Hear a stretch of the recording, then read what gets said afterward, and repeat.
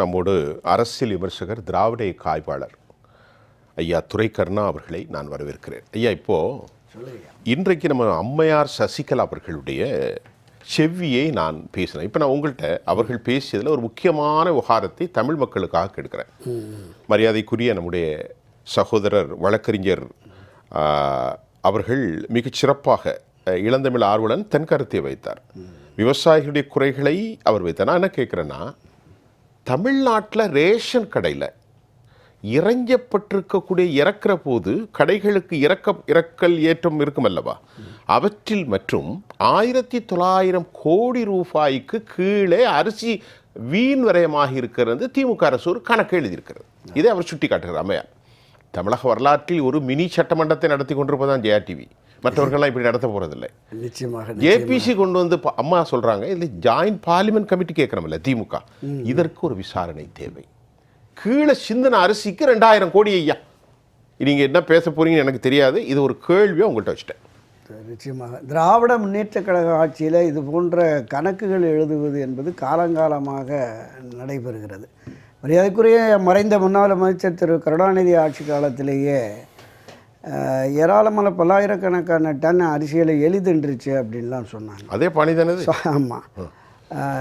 இதுபோல் அங்கே இருக்கிற அந்த சாக்குகள் கூட களவாடப்பட்டு அதுக்கும் ஒரு பொய் கணக்கு போலி கணக்கு எழுதுகிற அந்த நிலைகள் எல்லாமே கூட இருந்தது.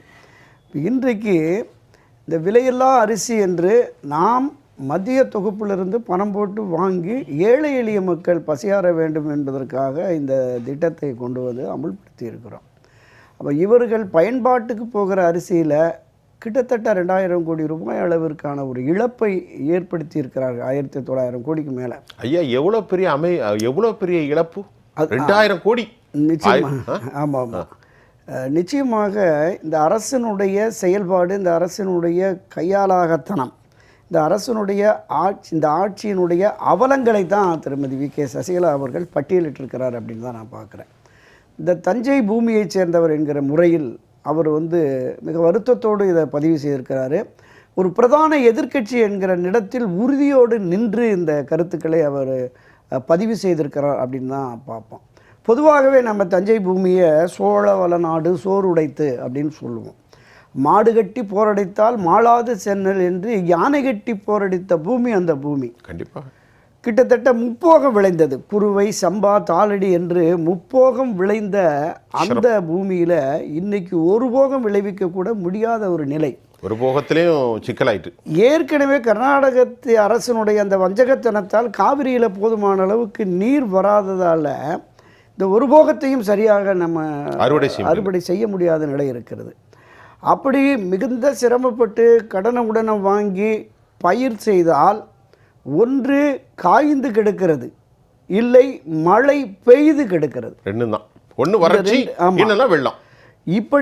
இப்போ இன்றைக்கு ஏற்பட்டு இருக்கிற அந்த சூழல் தஞ்சை, நாகை, திருவாரூர் மாவட்டங்களில் பல்லாயிரக்கணக்கான ஏக்கர் நிலங்களில் அந்த பயிர்கள் நீரிலே மூழ்கி சேதமடைந்திருக்கிறத பட்டியலிட்டு சொன்னார் மரியாதைக்குரிய திருமதி வி.கே. சசிகலா அவர்கள்.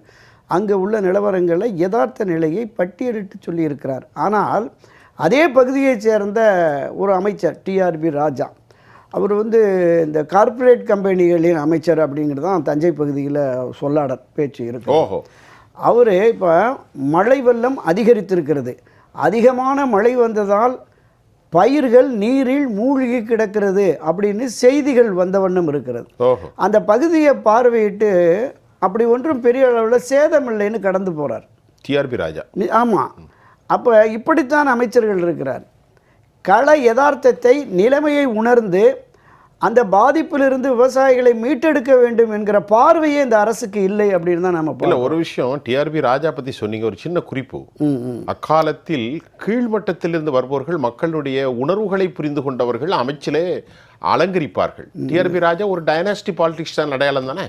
நிச்சயமாக, அதுதான் சொல்கிறேன். அதாவது அந்த ஒரு விதமான ஒரு இந்த பிக் பிரதர், அந்த பெரியண்ணன் மனப்பான்மையுடைய அவங்களுடைய செயல்பாடுகள் எல்லாமே இருக்கிறது.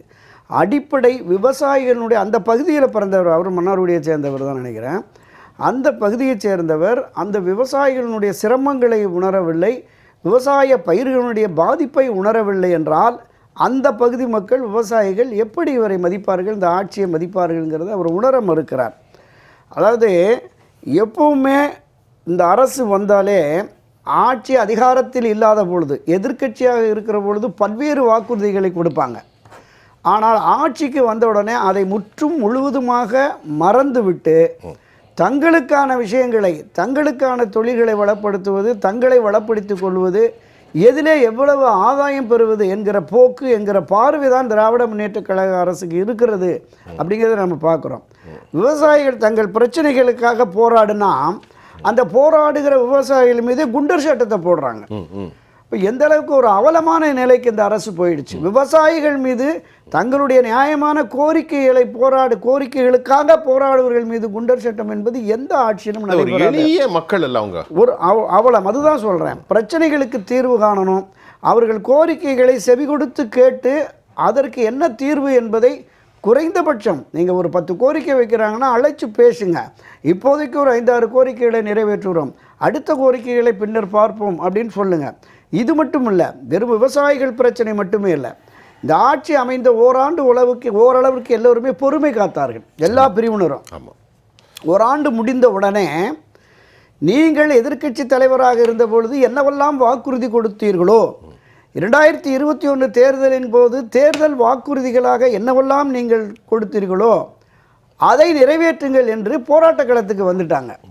மருத்துவர்கள், செவிலியர்கள், கண்டிப்பாக மின்வாரிய ஊழியர்கள், போக்குவரத்து ஊழியர்கள், துப்புரவு தொழிலாளர்கள், விவசாயிகள், எல்லாமே விவசாயிகள் தொடர்ந்து போராடி வருகிறார்கள்.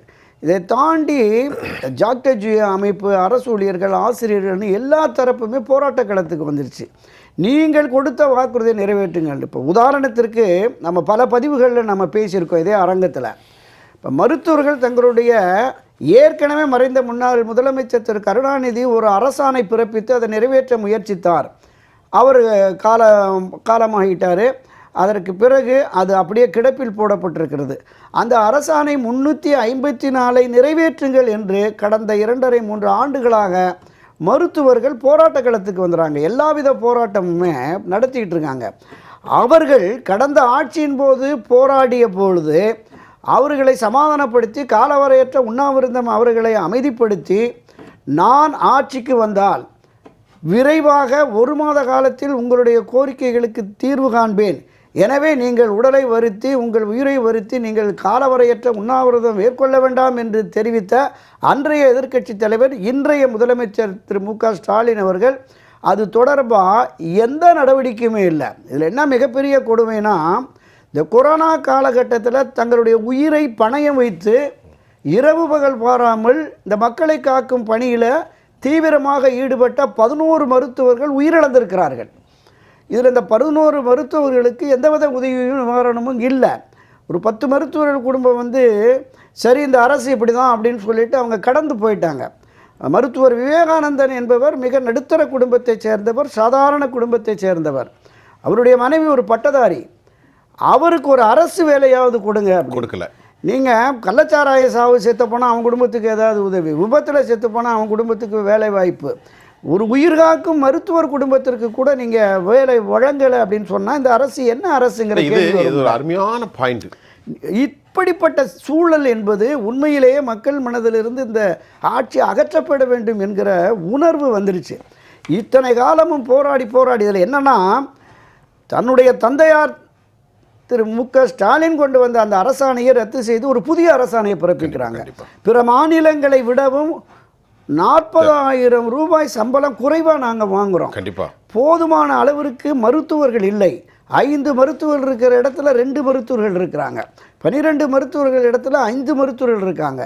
வேலைப்பளு அதிகம், சம்பளம் மிக குறைவு, போராடுகிறார்கள். நாங்கள் உயிர்காக்க. ஆமாம், இன்னொரு விஷயம், மற்றவர்களுடைய உயிரை காப்பதற்கு போராடிய மருத்துவர்கள் பட்டப்பகலில் அரசு மருத்துவமனையில் வெட்டப்படுகிறார்கள். ஆமா, அது தொடர்பாக நம்ம விவாதிச்சோம். டாக்டர் பாலாஜி அவர்கள் பட்டப்பகலில் கொலை மீட்சிலிருந்து தப்பியிருக்கிறார். ஆமா, இந்த ஒரு பாதுகாப்பற்ற நிலையுமே மருத்துவர்களுக்கு இருக்கிறது என்பது ஒரு இந்த ஆட்சியின் அவலம் அப்படின்னு தான் நான் பதிவு பண்றேன். இந்த போராட்ட களத்தில் தொடர்ந்து 2.5-3 ஆண்டுகளாக இந்த மருத்துவ போராட்ட குழு தலைவர் டாக்டர் பெருமாள் பிள்ளை என்று பெருமாள் கருதுகிறேன். நம்முடைய நிகழ்ச்சியில் அன்னைக்கு ஆமா, அந்த ஆமா. விஷயம் பேசினாங்க.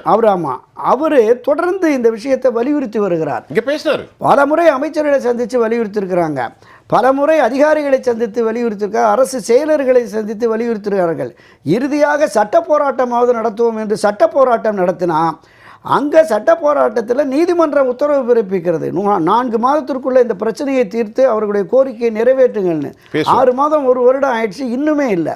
இப்படி ஒரு பாராமுகமாக மக்கள் விரோத போக்கை இந்த திராவிட முன்னேற்ற கழக அரசு செயல்படுத்தி வருகிறது என்கிற அந்த ஆதங்க மக்கள் மனதில் ஆழமாக பதிஞ்சிருக்கு. இது ஒரு எச்சரிக்கையாகவே கூட நம்ம எடுத்துக்கலாம். அந்த எச்சரிக்கையை தான் திருமதி சசிகலா அவர்கள் விடுத்திருக்கிறார் அப்படின்னு நம்ம பார்க்குறோம். துரைக்கண்ணா சுருக்கமாக உடைக்கிறது. அதாவது காலமாக விவசாயிகள்கிட்ட ஒரு பெரிய கோரிக்கை இருக்குது. விவசாயத்தை ஒரு தொழிலாக அங்கீகரிக்க வேண்டும். தாங்கள் விளைவிக்கிற பொருட்களுக்கு நாங்களே விலை நிர்ணயிக்கணும். அதுவும் நல்ல விலை. ஆமாம், கடுமையான உழைப்புக்கான விலை. ஒரு குண்டூசி தயாரிக்கிறவர் கூட அதனுடைய விலையை அவரே நிர்ணயிக்கிறாரு. ஆனால் எங்களால் அது முடியலை அப்படிங்கிறது இருக்குது. நிச்சயமாக அரசாங்கம் இதை பரிசீலனை பண்ணணும். இப்போதைக்கு திராவிட முன்னேற்றக் கழக அரசு, திராவிட முன்னேற்றக் கழகத்தினுடைய இந்த ஆட்சியினுடைய முதல்வர், துணை முதல்வர், அமைச்சர்கள் எல்லோருடைய பார்வையும் மக்களுடைய பிரச்சனைகளை, கோரிக்கைகளை புறந்தள்ளிவிட்டு உதாசீனப்படுத்திவிட்டு 2024 40க்கு 40 எப்படி 100% வெற்றி பெற்றோமோ அதே போல் 200+ என்கிற அந்த இலக்கை நோக்கி நாம் பயணிப்போம் என்று இப்போதே கிளம்புறங்கிட்டாங்க. 1.5 வருடம் இருக்குது இந்த 2026. எந்த அடிப்படையில் வெற்றி பெறுவாங்க என்ன இருக்குது? இல்லை, அதுதான் எப்படியாவது வெற்றி பெற வேண்டும்.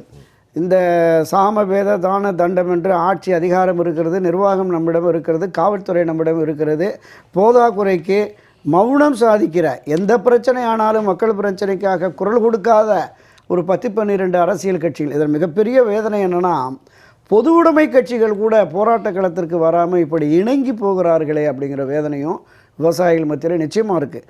அதாவது மேலே இருக்கிற கட்சியினுடைய மேல்மட்ட நிர்வாகிகளுடைய போக்கு அப்படி இருந்தாலும் கீழே இருக்கிற அந்த பொது உடைமை கட்சிகளுடைய தோழர்களுமே மிக வேதனையோடு தான் அந்த களத்தில் அவங்க இருக்கிறாங்க. எனவே இந்த தேர்தல், அதாவது மக்கள் பிரச்சனைகளை என்ன பார்க்கணும், என்ன அதை தீர்க்கணும் அப்படிங்கிற அந்த போக்கு இல்லாமல் மீண்டும் ஒரு முறை 2வது முறையாகவும் ஆட்சி அதிகாரத்திற்கு வர வேண்டும் என்கிற துடிப்பும் ஆர்வமும் வேகமும் தான் இந்த ஆட்சியாளருக்கு இருக்குது.